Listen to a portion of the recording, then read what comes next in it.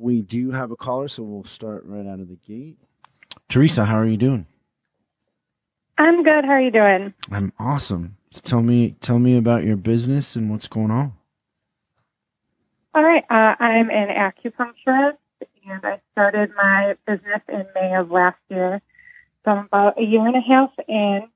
I'm still struggling just to get new people in the door, I guess, converting people who are interested in acupuncture to actually scheduling an appointment instead of saying, oh, yeah, I need to try that out. I need to do that, and actually getting them to commit to doing it.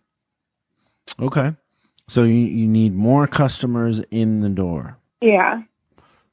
Okay. So how are you marketing now? What have you tried?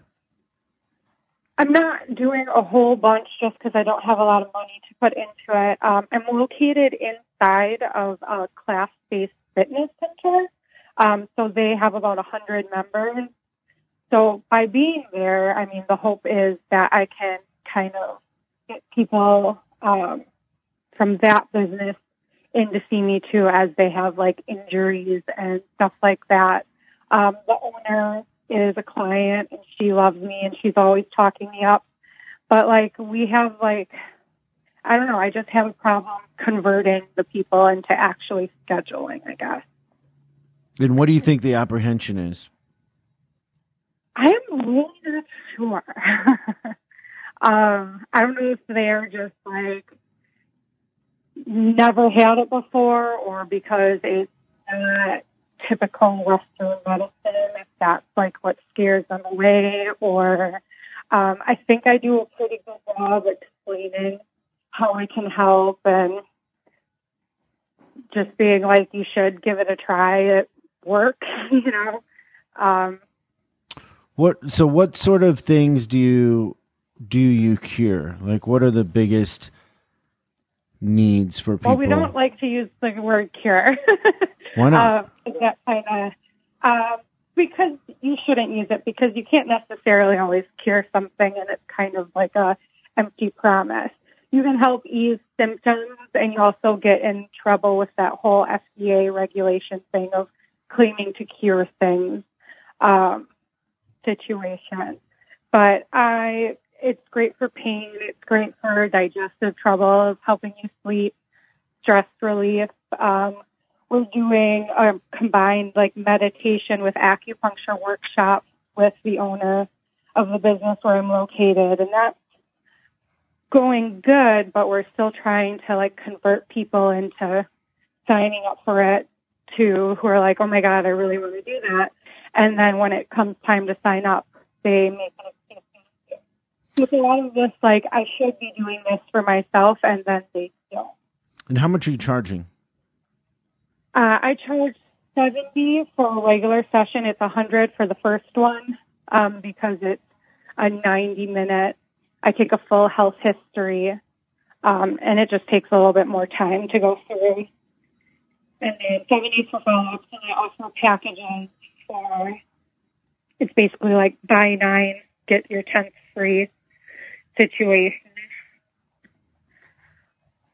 Okay, I'm writing all this down. Sorry.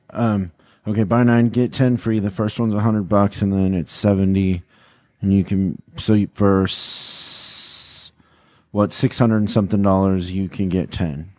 Is basically what you're saying. $630. Yeah. Okay, so now back to we ease pain, we help sleep better, we relieve stress, and then the combo that you're doing with meditation. Mm-hmm. How many people are showing up to that? So we're doing it in an 8-week course type of thing for people who haven't meditated before and are kind of I don't know how to, and are scared to. They're just I'm not really good at it. So I pick out stress relieving points that I put in everybody, and that kind of helps. We chose 8 weeks because there was a Harvard study that shows actual changes in the brain after participants meditated daily for 8 weeks. And it kind of is just you kind of see how the people progress. And it was really good. We're in the middle of our second one right now. but we've only been having pretty small groups doing it. And then a lot of people just paid and didn't show up, which was kind of disappointing because they could have really used it. So, how many people? Because they didn't like it. Say that again? It was because I said it wasn't because they didn't like it. It was just because they were like, oh, well, I have to do this. You know, they're just like not prioritizing themselves, I guess. Now, is it covered under any health insurance? No. Are you sure? Not the meditation class. No, the acupuncture. Acupuncture is covered under certain people's insurance, but I don't bill it. I can give out super bills, so that way people can get reimbursed by their insurance. You don't know if you can give out what? I can give out a super bill, which is kind of like a and receipt. They can get reimbursed. And then they can get reimbursed by their insurance company if it's covered under their plan. So you've done no advertising and you're mostly just fishing inside the members of this gym. Am I correct? I moved there actually, so I wasn't even in that spot to begin with, but I kind of went around to like local businesses and so yeah, right now I'm mostly word of mouth, and I put up a website, and I want to start doing like health fairs and stuff like that, but I've actually had a pretty hard time finding health fairs before they're actually like going on to be able to like sign up for them. Okay. And so what do doctors prescribe acupuncture for? Like if I go to my doctor, what is he going to prescribe it for? It depends on your doctor. Some doctors don't believe in it. Other doctors absolutely love it. Most commonly it's used for pain, but a lot of the really great success I've seen is also with sleep and stress reduction. And I've helped people lower the amount of acid reflux medication they have to have and help bring high blood pressure down and stuff like that.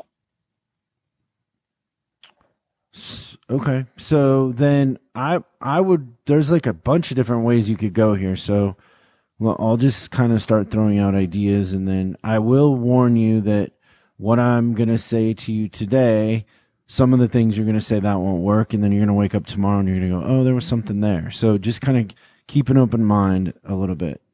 So the first one is I would go to doctors and shrinks and have them prescribe people to you and then give them a kickback.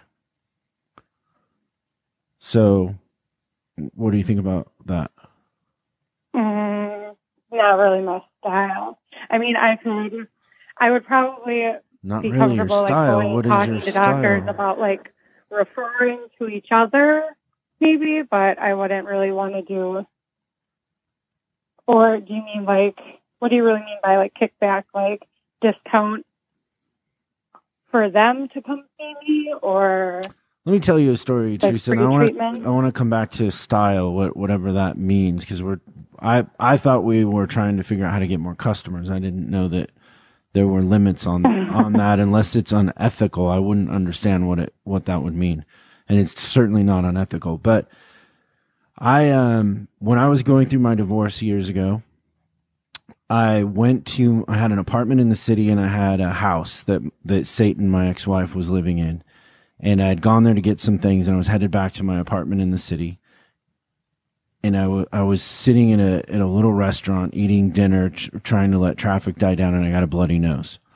And it wouldn't stop. And I went in the bathroom, and it literally looked like a crime scene in this bathroom. Like I just kept bleeding, and it got worse. I never had a bloody nose like that in my life. And so I just kind of like, I had a suit on at the time and a suit and tie, and like it was just ruined. And so I'm like, I'm just going to walk out, get in my car, and drive myself to a hospital. And I'd kind of Googled on my phone, and there was a hospital like literally 2 miles away. I just, I went back later and gave them money apologizing for the blood in the bathroom. But I drove myself to a hospital. I get to the hospital. They they didn't know if I'd been shot in the face or what. They take me into a nosebleed room, which they had at this hospital. They put me in the room. They can't get it to stop. I'm in there hours. Finally, it stops. The next day, I'm talking to my personal doctor, and he says, if you didn't have a deviated septum from getting punched so much as a kid, and my nose has been broken a couple times, that you would have had a stroke. And I was like, what? And he goes, yeah. And so I'm going to put you on blood pressure medicine. And so he puts me on Coreg CR. And so I take Coreg, and whenever I take it, I feel like I'm falling off a cliff. I tell him that. He goes, well, when you're in a chair, if you feel like you're falling off a cliff, just squeeze the chair, squeeze something, move around. It didn't help. And so I stopped taking it. I end up back in the hospital with a bloody nose that won't stop. So then I take it. And I'm asking my doctor, I'm like, how long am I going to have to take this stuff? And he goes, for the rest of your life. And I'm like, for the rest of my life, I'm going to have to take this medication. He says, yes. Just lo and behold, I'm listening to the Howard Stern show, and Howard is talking about transcendental meditation. I do research on it. They say that it, dramatically affects blood pressure in a very positive way. I sign up for Transcendental Meditation. I go and do Transcendental Meditation. I do Transcendental Meditation for 6 months. I go back to my doctor, and he says, what did you do that your blood pressure is so low? How did you fix this? And I said, Transcendental Meditation. He says, wow, I've been reading a lot about meditation and the positive effects of meditation. And I said, yeah, so can I stop taking this Coreg CR? And he says, yeah, you can if you want to. You should be fine. Just keep meditating. And I said, just out of curiosity, I want to ask you a question. Will you tell patients about Transcendental Meditation before you prescribe Coreg CR? And what do you think he said? No. And why? Why did he say no? Because it's not proven, and there's not studies that show that the correlation will happen, and it's easier to just prescribe a pill because most people also just want a pill to feel better. You don't think it has anything to do with the perks from the prescription companies? Oh, I'm sure it does. Okay. So doctors, the lesson in that is that doctors can be moved to action through perks and kickbacks. And you could be as busy as you want to be. There's nothing in between you and being as busy as you want to be. They're writing prescriptions, and I know I've had employees before that have been written prescriptions by doctors for acupuncture and gone, and it's been covered under their health care. And the people doing the acupuncture are very busy and have thriving businesses. So why would we not make a deal with doctors? What is it that makes you feel like that's not your style? Because this is a mental block. This isn't a business block. The business is out there. Yeah, that completely makes sense. It seems unethical to me. Why? Whether or not it is,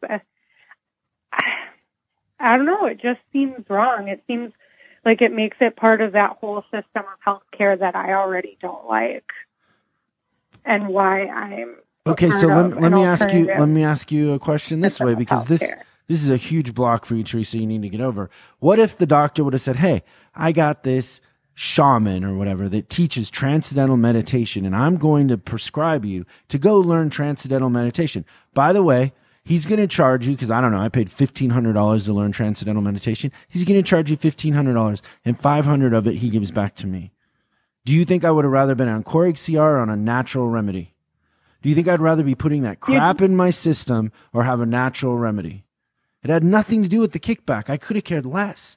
I want my health. I want to sleep. I want to digest food the right way. That's what I want. That's what you're selling. You're not really paying attention to what you're selling and what a benefit it is to those patients not to be on acid reflux medication for the rest of their life, not to be taking Ambien for the rest of their life. You're doing them a favor. You're cracking the dam and getting in there and giving them a natural remedy that helps them. But you have a block because you think it's unethical. But the other side of this is it's the most ethical thing you could do. You're helping people with natural cures instead of being on prescriptions for the rest of their life that have side effects and cause diseases and cancer and all kinds of things. That a lot of these pills that people take, they haven't been tested for 20 years. Mm-hmm. You're talking about a natural remedy that will help them dramatically, and you don't want to partner with doctors. I mean, it's a partnership. It's an affiliate program is what it is. Okay. Right? When you put it like that, it sounds more pleasant. Maybe I shouldn't have said kickback. I should have said an affiliate agreement or a percentage, or you're an independent contractor for them. You could word it any way you want. Yeah. But at the end of the day, it's a kickback. Yeah. Right? Yeah. Absolutely. Okay, then, so that's the first one. And I know that if you embrace that and you went around to doctors and shrinks, you could get, in 3 months' time, you could get 10 of them prescribing to you, I'm sure. Then the next one is, why don't we run some Instagram ads about sleep and stress and pain and meditation? And then, you're not going to like this idea either, but why don't we give the first one away for free? That long 90-minute analysis, why don't we give it away for free and then sell them the package at the end? So right now I do have, I give members of E2, that's the fitness place, I give them half off the first treatment. Yeah, but I'm just thinking that the apprehension is so big that people don't show up, that if it was free and it was an analysis and you called it a sleep analysis or a digestion analysis, I've had a lot of successes with gyms where we'll do a Groupon, we get them in, and it's a loss leader, but we do a needs analysis, and then I have a gym right now that's in one of my syndicates. I think his closing ratio is close to 100% converting people into bigger packages. But just because the analysis is so good, we go so deep into their pain and into how they would feel if they worked out, measuring them, really going through the pain and where they're at mentally, and then offering a solution and, understanding too that if you pay for something, you're going to show up, right? Like I trick myself into working out because I pay for a trainer. If I didn't pay for a trainer, I could hit the snooze button, but I know like my personal trainer is hundreds of dollars every session. So I'm not going to miss that because I just have a threshold. If he was $50, I might miss it, but I'm not going to miss it for $250. So what about something like that where we strategically target keywords on Instagram and Facebook like digestion, sleep, meditation. We give them a free analysis, and we don't talk about needles or acupuncture to the degree that it scares them. It's just part of the solution.